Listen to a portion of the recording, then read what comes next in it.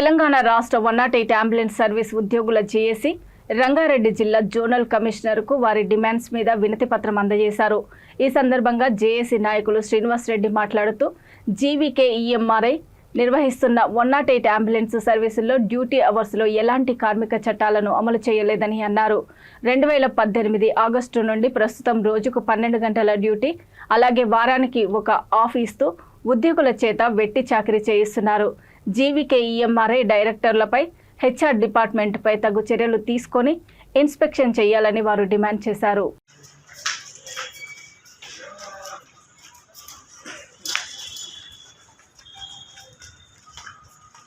ఐక్యత 108 ఉద్యోగుల ఐక్యత 108 ప్రభుత్వమే 108 ప్రభుత్వమే 108 ప్రభుత్వమే జీవీకే ఈఎంఆర్ఐ వెంటనే జీవీకే ఈఎంఆర్ఐ వెంటనే భారతదేశంలోనే మొట్టమొదటిగా నిర్వహించింది మన ఆంధ్రప్రదేశ్, ఉమ్మడి ఆంధ్రప్రదేశ్లో.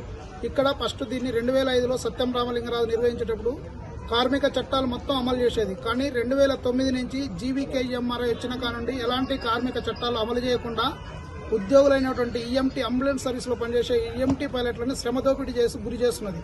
ఇట్టి విషయాలపై ప్రభుత్వ అధికారులు అందరికీ ఎన్ని లెటర్లు ఇచ్చినా కూడా మొద్దు నిద్ర పోతూ పట్టించుకోకుండా తిరుగుతున్నారు. కావున జీవీకే ఈఎంఆర్ఐని వెంటనే తొలగించి కార్మిక చట్టాలు అమలు చేసే విధంగా చూడాలని మేము కోరుకుంటున్నాము. ఇంకొక విషయం ఏమిటంటే, దీన్ని తీసుకొచ్చింది అప్పటి కాంగ్రెస్ ప్రభుత్వం వైఎస్ రాజశేఖర రెడ్డి తీసుకొచ్చారు. కావున ఇప్పుడు తెలంగాణలో కాంగ్రెస్ గవర్నమెంట్ ఉన్నది. కావున దీన్ని ప్రభుత్వం నిర్వహించాలని 108 ఉద్యోగులందరూ కోరుకుంటున్నారు.